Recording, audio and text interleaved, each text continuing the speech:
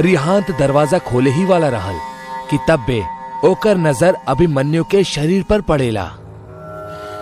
यार, जब तू गुफा में आयल रहला तब तू सफेद शर्ट और ब्लू जीन्स पहनले रहला, अब वहीं तू काली स्लीव्स और लाल लोअर पहनले बड़ा। भाई, आखिर तू कपड़ा कब बदल लेला?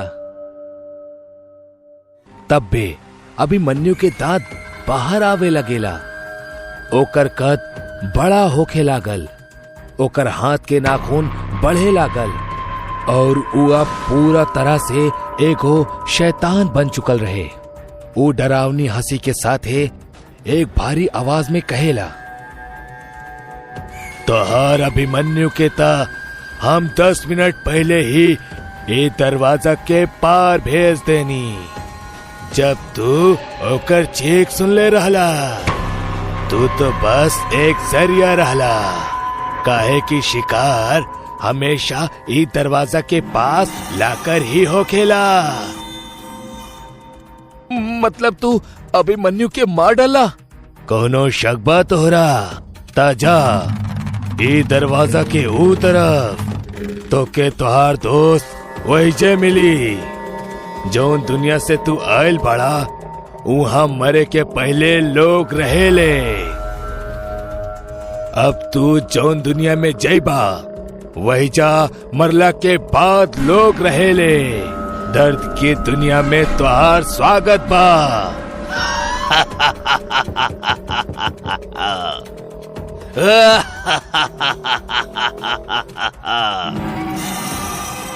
एकर बाद रिहान भागे के कोशिश करत रहल, लेकिन सामने वो शैतान खड़ा रहल। अब एगो मात्र रास्ता वो दरवाजा रहल। वो सोचलस कि ई दरवाजा ई गुफा से बाहर जाए के रास्ता होखी। रिहान सोचलस कि कहीं उई दरवाजा से बाहर भाग न जाओ, यही से वो शैतान ओकरा डरा रहल बा। रिहान खुद के जान बचावे के खातिर बिना देरी कैले दरवाजा खोल देलस। ओकरा दरवाजा के बाहर एकदम अंधेरा दिखाई देवेला। वो दरवाजा के अंदर से रोवे और चिल्लाए के आवाज आवे लागेला, बिल्कुल वैसन ही आवाज जैसन मौत के वक्त परिवार के लोग रोएले। रिहान एकरा पहले दरवाजा के बंद करत एगो लंबा सा हाथ वो दरवाजा के बाहर से आयल और रिहान के वो दूसर दुनिया के तरफ खींच लेलस। ऐसे रिहान के एक तेज चीख निकल पड़ल और वो शैतान भी जोर से हंसे लागल। वो गुफा के रहस्य आज तक केहू भी जान ना पौलस। आज तक कई लोग गुफा के अंदर जाके ओकर रहस्य के जाने के कोशिश कैले बाड़े। जे केहू वो दूसर दुनिया के दरवाजा के खुल्लस, वो हमेशा के लिए उहे में समा गईल। जौन जिंदा बच गईले वो लोग या तो आत्महत्या कर लेले या तो वो पागल हो गईले। वो गुफा के रहस्य आज भी अनजान बा। आज 45 साल के बाद भी एकर रहस्य केहू भी ना जान पाइल। सोहन, रश्मि, अमित और सिमरन एक के साथे कॉलेज में पढ़त रहले। चारों में बहुत गहरी दोस्ती रहल और चारों हमेशा साथ ही रहेले। पूरा कॉलेज में चारों के दोस्ती के बारे में चर्चा होखेला। कुछ दिना में एनुअल फंक्शन आवे वाला बा, ई बेर तक धमाल मचा दिहल जाओ। याद बा पिछला बेर हमनी के कितना मस्ती कईनी? फेस्ट के तैयारी कइल, दोस्तन के साथ कॉलेज घूमल और ढेर सारा फोटो खींचल। एनुअल फेस्ट हमेशा ढेर सारा याद लेके आवेला।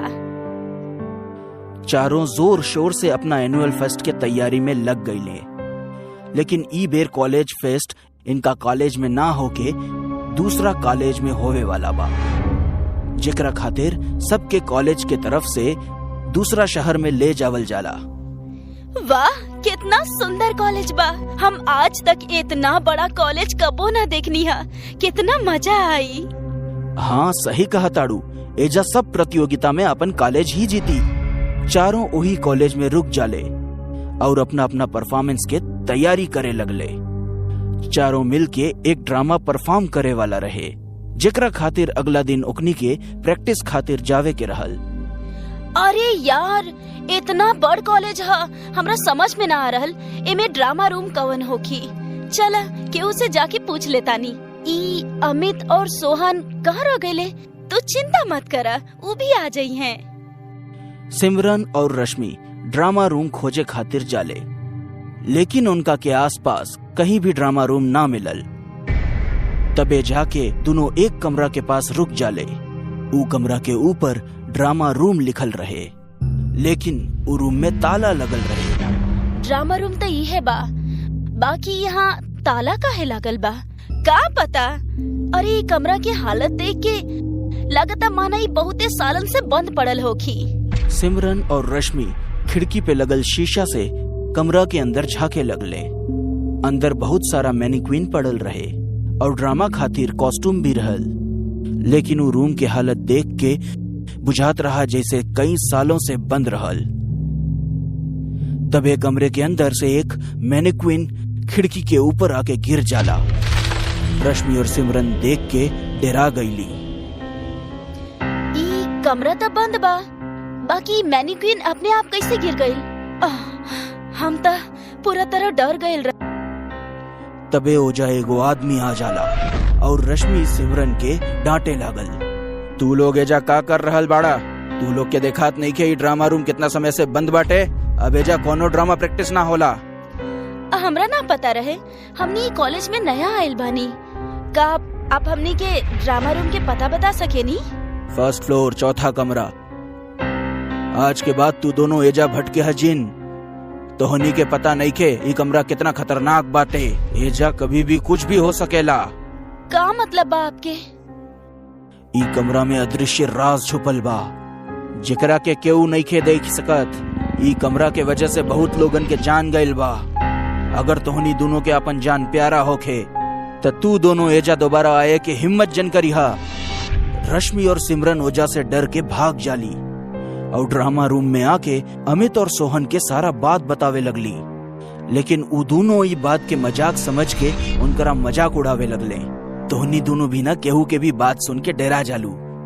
उ कोनो स्टूडेंट होके जौन तोहनी के डरावे खातिर कुल बोलता। हाँ, शायद तोहार बात सच होगी। अमित और सोहन उ ड्रामा रूम में जावे के प्लान बनावे लगले। रश्मि और सिमरन मना करे लगली, लेकिन एकरा बावजूद उ दोनों केहू के ना सुनलेन और बिना केहू के बताए रात में उ ड्रामा रूम के पास पहुंच गई ने। लेकिन ओजा कोई ताला नहीं खे लागल रहे। दोनों अंदर जाके देखले त अंदर बहुत सारा नाटक के कपड़ा जेवर मौजूद रहे। लड़किन भी ना कहाँ भूत बाटे एजा। लड़किन खुद भी डरा ताड़ी और हमनियों की डरावा ताड़ी। अमित और सोहन ड्रामा रूम में घूम के सब कुछ देखे लगलन। तबे उनका के लागल के उनका पीछे से केहू पार भइल। अमित पलट के देखले तो ओजा केहू न रहे। तबे ओजा एगो मैनिक्विन अपन मूड़ी हिलावे लगलस। ई मैनिक्विन अपने आप अपन मूड़ी कैसे हिलावताड़ी? शायद कोनो चूहा होखे। तबे वो कमरा के दरवाजा अपने आप ही बंद हो जाला और ओजा घुंघरू के आवाज सुनाई देवे लागल। अचानक लाइट भी कट गई और सारा मैनिक्विन अपने आप ही हिले लागल।